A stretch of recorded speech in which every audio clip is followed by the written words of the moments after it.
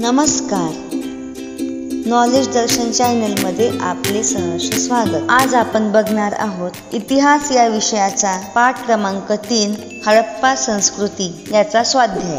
चला तर मग प्रश्न उत्तर लिहायला सुरुवात करूया. प्रश्न क्रमांक 1, एका वाक्यात उत्तरे लिहा. 1. या संस्कृतीला हडप्पा हे नाव का मिळाले?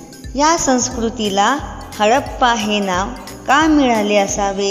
या प्रश्नाचे उत्तर आहे इसवी सन 1921 मध्ये प्रथम हडप्पा येथे उत्खनन होऊन एका प्राचीन संस्कृतीचा शोध लागल्याने या संस्कृतीला हडप्पा संस्कृती हे नाव मिळाले. 2. हडप्पा संस्कृतीतील भांड्यांच्या नक्षीच्या नमुन्यांमध्ये कोणत्या प्रतीकांचा समावेश आहे? उत्तर.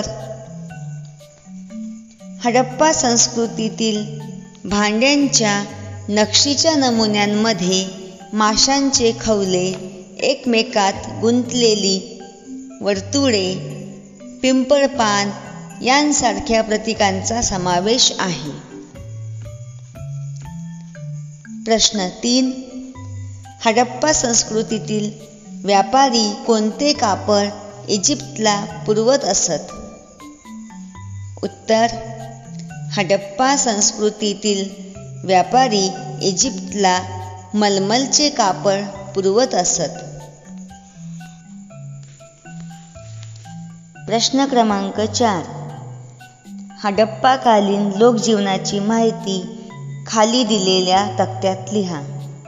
तर बघा तक्ता. पहिल्या तक्त्यामध्ये प्रमुख पिके लिहायची आहे. दुसऱ्या तक्त्यामध्ये पोशाख लिहायचा आहे आणि 3 नंबरच्या तक्त्यामध्ये दागिने अलंकार यांविषयी माहिती लिहायची आहे. तर चला बघूया. प्रमुख पिके, मुख्य पिके. तर मुख्य पिकेमध्ये गहू, सातू, बादली, कापूस.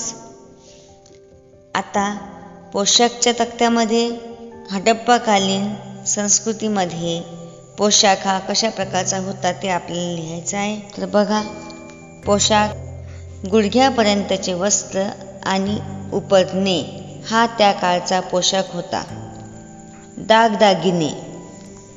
बघा, दागदागिनेमध्ये अनेक पदरी माळा, अंगठ्या, बाजूबंद, कमरपट्टा.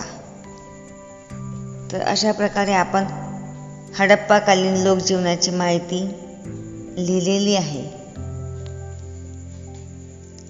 प्रश्न क्रमांक 5, एका शब्दात उत्तरे द्या. असे प्रश्न तुम्ही स्वतः तयार करा व त्यांची उत्तरे लिहा. जसे हडप्पा संस्कृतीच्या मुद्रा तयार करण्यासाठी वापरलेला दगड. प्रश्नांची एका शब्दात उत्तरे लिहायची आहे आणि अशाच प्रकारचे आणखी प्रश्न तयार करायचे आहे. तर याचे उत्तर आहे स्टे टाईट. आता असे एका शब्दामध्ये असणारे प्रश्न आपण बाकीचे तयार करून घेऊया. तर बघा, 2. सिंधू नदीच्या खोऱ्यात वसलेले हडप्पा संस्कृतीतील महत्त्वपूर्ण नगर. याचे उत्तर आहे मोहनजोदडो. प्रश्न 3. हडप्पा संस्कृती या नावानेही ओळखली जाते. उत्तर सिंधू संस्कृती. तर अशा प्रकारे आज आपण या पाठावरची प्रश्न उत्तरं सोडवलेली आहे. तर कसा वाटला तुम्हाला हा व्हिडिओ? कमेंट्समध्ये अवश्य सांगा.